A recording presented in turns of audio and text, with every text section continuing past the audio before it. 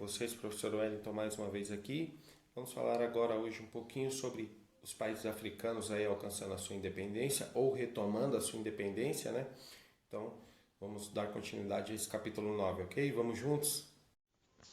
Bem, galera, agora nós vamos falar sobre os países africanos, né, que conseguiram sua independência, né, no auge aí do período neocolonial.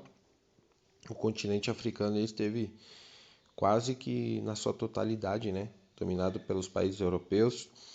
Então, a estimativa é que aproximadamente 90% das regiões do continente africano estiveram sob dominação direta de algumas potências, né, europeias, como a Alemanha, a França, a Bélgica, Portugal, Inglaterra, Holanda, a Espanha, e as formas de descolonização se diferenciaram de um lugar para o outro dependendo da reação dos colonos e dos metropolitanos.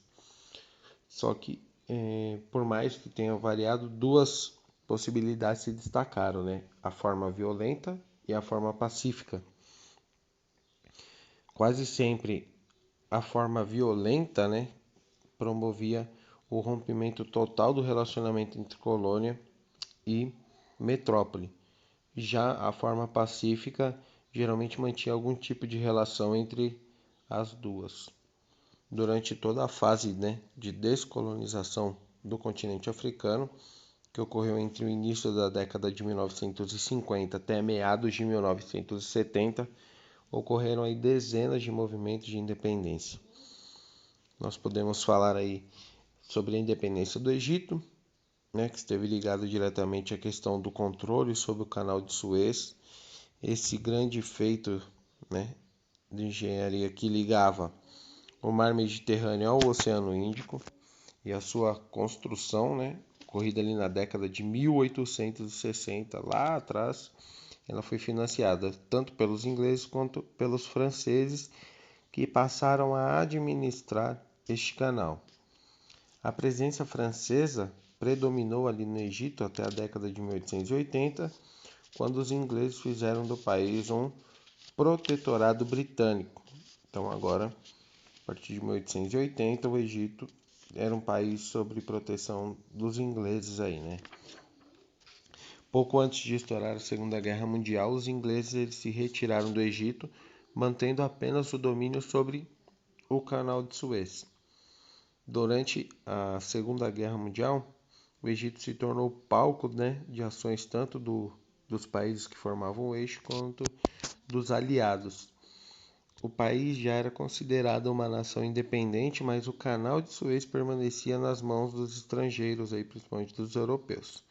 Os franceses e os ingleses dividiram seu controle até 1956, quando o presidente egípcio Gamal Abdel Nasser, com o objetivo de reunir recursos para a construção de uma importante represa no Egito, promoveu a nacionalização do canal.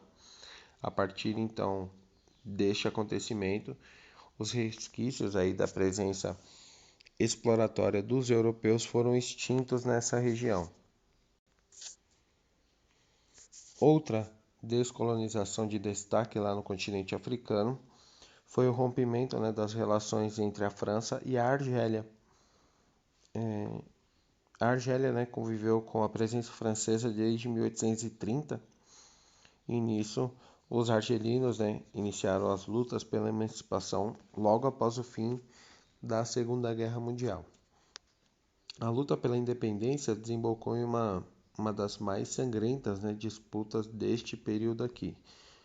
Em meio ao violento processo, a Batalha de Argel, inserida aí no contexto da Guerra da Argélia, ela se destacou por causar a morte de muitas pessoas, né? Foi uma quantidade muito grande de pessoas que faleceram durante essa batalha. A ferocidade das forças francesas não poupou a população civil, né? Foi morta aos milhares. Finalmente, no ano de 1962, foi assinado o Tratado de Evian, concedendo aí a independência à Argélia. As colônias portuguesas na África foram as últimas a alcançar a liberdade, né? Nós podemos citar aí as ilhas de Cabo Verde, São Tomé e Príncipe, regiões como Guiné-Bissau, Angola e Moçambique também faziam parte, né, dos interesses dos portugueses desde a época das grandes navegações. Então, durante o período neocolonial, intensificou-se, né, a exploração dessas áreas que foram transformadas oficialmente em colônias portuguesas.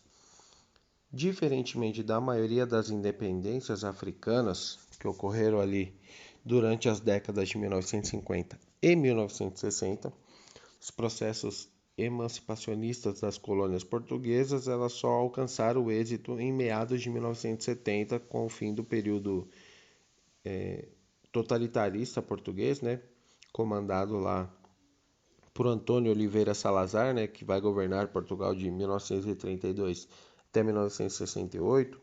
Ele era muito autoritário e aí não promoveu nenhum tipo de acordo, né, que permitisse a independência das colônias portuguesas na África.